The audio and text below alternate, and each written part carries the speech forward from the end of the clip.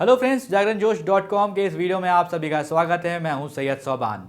आज के इस वीडियो में हम जानेंगे कि आज के करंट अफेयर से क्या कुछ सवाल बनाए जा सकते हैं, उनके सही जवाब क्या होंगे और साथ ही साथ उनसे रिलेटेड कुछ की फैक्ट्स के बारे में भी बात करेंगे। साथ ही साथ इस वीडियो के एंड में आपको एक सवाल देंगे जिसका जवाब आपको हमें कमेंट बॉक्स में लिख कर देना होगा। तो चलिए शुरू करते हैं पहले सवाल के साथ। हाल ही में भारत ने पबजी गेम समेत कितने चाइनीज ऐप पर प्रतिबंध लगा दिया है? इसका जो सही जवाब है वो है 118।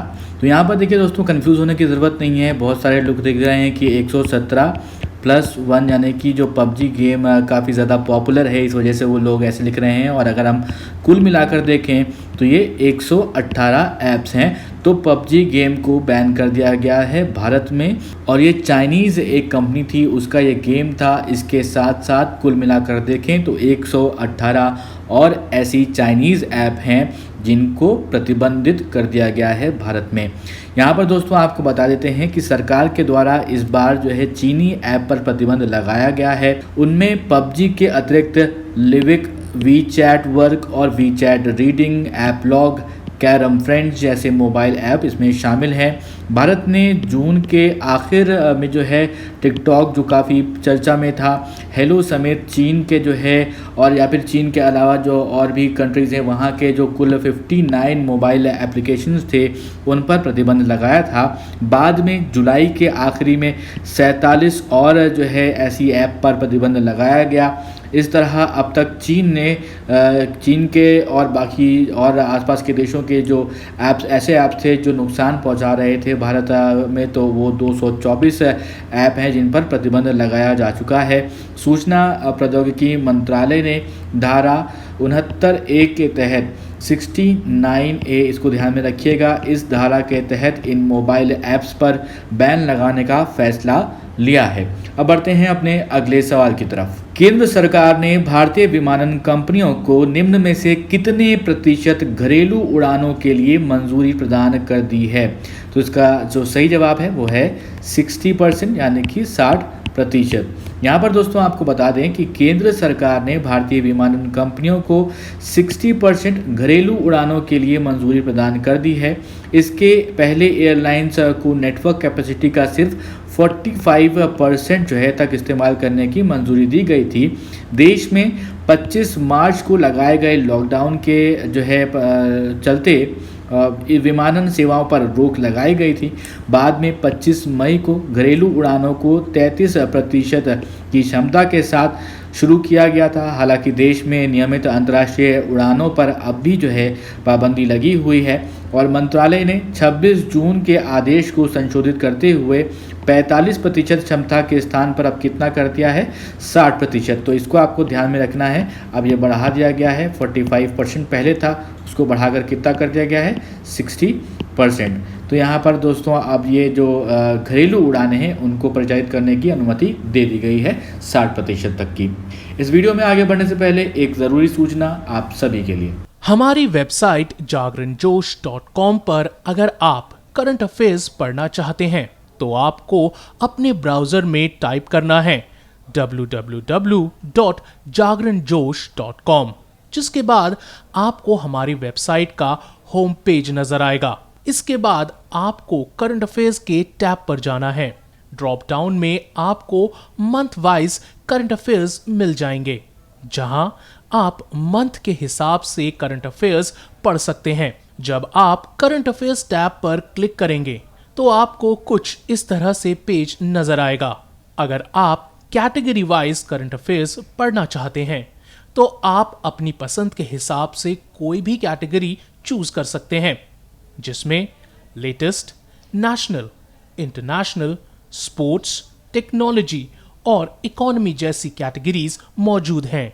अब बढ़ते हैं दोस्तों अपने अगले सवाल की तरफ। हिमाचल प्रदेश सरकार ने वार्षिक परीक्षाओं के लिए निम्न में से कितने प्रतिशत सिलेबस को कम करने का फैसला किया है? इसका सही जवाब है 30%। तो यहाँ पर दोस्तों आप जैसा कि जानते हैं यूनिवर्सिटी ग्रांट कमीशन की तरफ से कहा गया था एक सूचना में कि 30 सितंबर से पहले जो फाइनल ईयर के एग्ज़ाम होंगे आपके या फिर सेमेस्टर होंगे उसको जो है 30 सितंबर से पहले करा लेना है। उसके लिए सुप्रीम कोर्ट में याचिका दी गई थी कि जो है जो एग्ज़ाम्स हैं वो इस डेट से पहले ना कराए जाएँ। अगर पोस्टपोन करना चाहते हैं तो पोस्टपोन कर सकते हैं, या फिर जो स्टूडेंट्स हैं उनको डिग्री देकर जो है उनको प्रमोट किया जा सकता है। तो सुप्रीम कोर्ट ने उस पर अपनी सुनवाई करी। उसके बाद ये बता दिया था कि यूजीसी ने जो निकाली हैं गाइडलाइंस उसके हिसाब से ही पेपर होना अनिवार्य है। लेकिन ये भी जो है साथ ही साथ सुप्रीम कोर्ट ने कहा था कि जो परीक्षाएं हैं, जो अंत वर्ष की वार्षिक परीक्षाएं होती हैं उन पर जो है उनको कैंसिल तो नहीं करा जा सकता, लेकिन उनको पोस्टपोन ज़रूर कर सकते हैं। और यूजीसी ने जो 30 सितंबर की गाइडलाइन दी थी उसके हिसाब से वैसे तो ज़्यादातर राज्य जो हैं वो करवा रहे हैं एग्ज़ाम्स। तो यहाँ पर दोस्तों आपको बता देते हैं कि हिमाचल प्रदेश सरकार ने वार्षिक परीक्षाओं के लिए 30% सिलेबस को कम करने का फैसला किया है। कोरोना महामारी में बंद चल रहे स्कूलों के कारण प्रदेश के सरकारी स्कूलों में 9वीं से 12वीं कक्षा की वार्षिक परीक्षाएँ 70% जो है सिलेबस के आधार पर ली जाएंगी। शिक्षा मंत्री ने यह बताया हिमाचल प्रदेश के कि सभी जो है स्कूलों में अब मार्च में ही परीक्षाएं होंगी। हिमाचल सरकार ने 21 सितंबर से 50% शिक्षकों और गैर शिक्षकों को स्कूल बुलाने का भी फैसला लिया है। अब बढ़ते हैं अपने अगले सवाल की तरफ। ग्लोबल इनोवेशन इंडेक्स GII जिसे कहा जाता है उसमें भारत जो है 4 पायदान की छलांग लगाकर कितने स्थान पर पहुंच गया है? तो उसका सही जवाब है 48वां, 48 रैंक पर पहुंच गया है इनोवेशन के मामले में। तो यहाँ पर दोस्तों आपको बताएं कि ग्लोबल इनोवेशन इंडेक्स जिसे कहते हैं GII, भारत पहली बार जो है टॉप 50 देशों में शामिल हुआ है। भारत ने 4 पायदान की छलांग लगाई है और ये 48वें स्थान पर पहुंच गया है। भारत साल 2015 में और 21वें स्थान पर था और 2016 में देखेंगे तो 66वें स्थान पर था। 2017 में देखिए तो 60वें स्थान पर था। 2018 में 57th रैंक थी और 2019 में 52वीं रैंक थी। उसके बाद अब ये 4 पायदान, जैसा कि मैंने आपको बताया, 4 पायदान की छलांग लगा करके अब ये कितना रैंक हो गया है? 48 हो गया है। 2020 में 48 रैंक हो गई है भारत की GII के लेवल पर सूची में। संयुक्त राष्ट्र की एजेंसी विश्व बौद्धिक संपदा संगठन जिसे कहते हैं क्या WIPO शॉर्ट फॉर्म में, इसकी ये एक सूची जारी की गई 131 देशों की और अर्थव्यवस्थाओं के नवोन्मेष प्रदर्शन पर आधारित ये सूची थी। और इस सूची में स्विट्जरलैंड ने अपना शीर्ष रैंकिंग बरकरार रखा है। स्वीडन जो है दूसरे स्थान पर है, अमेरिका तीसरे स्थान पर है, ब्रिटेन चौथे पर है, नीदरलैंड्स 5वें पर है, इसी तरह से डेनमार्क, फिनलैंड, सिंगापुर के स्थान है, फिर जर्मनी का स्थान है, फिर रिपब्लिक ऑफ कोरिया का स्थान है। तो यहाँ पर अब बात जो ध्यान देने वाली वो है कि आपको यहाँ पर हमने टॉप 10 बता दिया और यहाँ पर आपको ये जो रैंकिंग में भारत का क्या स्थान रहा है वो है 48 रैंक। अब बढ़ते हैं अपने अगले सवाल की तरफ। केंद्रीय सरकार ने कश्मीरी, डोगरी, हिंदी, अंग्रेजी और किस भाषा को जम्मू कश्मीर की आधिकारिक भाषा के रूप में मंजूरी दी है? इसका सही जवाब है उर्दू। यहाँ पर दोस्तों आपको बताएं कि देखिए केंद्रीय मंत्रिमंडल ने जम्मू कश्मीर के लिए राजभाषा विधेयक लाने का जो है मंजूरी उसको दे दी है। इसके तहत उर्दू और अंग्रेजी के अलावा अब कश्मीरी, डोगरी और हिंदी को भी इस केंद्र शासित प्रदेश की आधिकारिक भाषाओं की सूची में शामिल किया जाएगा। कश्मीरी को जम्मू कश्मीर में पहली बार राजभाषा का दर्जा मिलेगा। वहीं पहले से मान्यता प्राप्त उर्दू और अंग्रेजी राजभाषा के रूप में बनी रहेगी। राज्य के अधिकांश लोग डोगरी और कश्मीरी भाषा का प्रयोग करते हैं राज्य में, और लेकिन इन दोनों ही स्थानीय भाषाओं को राजभाषा का दर्जा नहीं दिया गया था अब तक। अब बढ़ते हैं अपने अगले सवाल की तरफ। कोल इंडिया 2023 और 24 तक कितने परियोजनाओं पर 1.22 लाख करोड़ रुपए का निवेश करेगी? इसका सही जवाब है 500।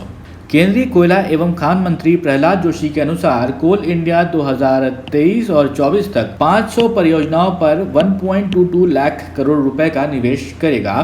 कोयला के क्षेत्र में देश को आत्मनिर्भर बनाने के तहत कोयला मंत्रालय नित्य नए विकल्पों को तलाश कर रहा है। इस निवेश का उद्देश्य ये है कि भारत को कोयले में आत्मनिर्भर बनाया जाए और ये 2023-24 तक 1 बिलियन टन का उत्पादन के लक्ष्य को हासिल करने में भी इसको मदद मिलेगी इस योजनाओं को लाने से। और कोल इंडिया लिमिटेड को अगले 3 से 4 वर्षों में 14,200 करोड़ रुपए का निवेश करना है। अब बढ़ते हैं अपने उस सवाल की तरफ जिसका जवाब आपसे हमने पिछली वीडियो में पूछा था। सवाल था, ऑस्ट्रेलिया ने भारत के साथ व्यापारिक रिश्ते को मजबूत बनाने के लिए पूर्व क्रिकेटर मैथ्यू हेडन और भारतीय मूल की किस राजनीतिज्ञ को अपना व्यापार दूत नियुक्त किया है। आप में से दोस्तों बहुत सारे लोगों ने इसका सही जवाब दिया है और इसका सही जवाब है लीजा सिंह। यहाँ पर दोस्तों आपको बता दें कि ऑस्ट्रेलिया ने भारत के साथ व्यापारिक रिश्ते को मजबूत बनाने के लिए पूर्व जो क्रिकेटर थे मैथ्यू हेडन और भारतीय मूल की जो राजनीतिज्ञ हैं, इनका नाम है क्या, लीजा सिंह, उनको जो है अपना व्यापार दूत नियुक्त किया है। विदेश मंत्री मैरिस पाइने के मुताबिक board of Australia India council में 3 नई नियुक्तियां की गई हैं। अध्यक्ष के तौर पर अशोक जैकब की पुनर्नियुक्ति की गई है। लेबर पार्टी की पूर्व सेनेटर लीजा सिंह को उपाध्यक्ष बनाया गया है।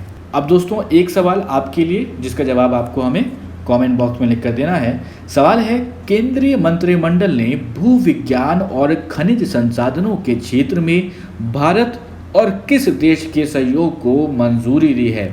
आपके ऑप्शंस हैं नेपाल, चीन, रूस या फिर फिनलैंड। अब अपने जवाब हमें कमेंट बॉक्स में लिख कर दीजिए। अगर ये वीडियो दोस्तों आपको पसंद आया हो तो क्या करना है, आपको इस वीडियो को लाइक करना है, इस वीडियो को शेयर करना है अपने दोस्तों के साथ और अभी तक आपने सब्सक्राइब नहीं किया है हमारे चैनल को तो ज़रूर सब्सक्राइब करें और देखते रहें जागरणजोश.com।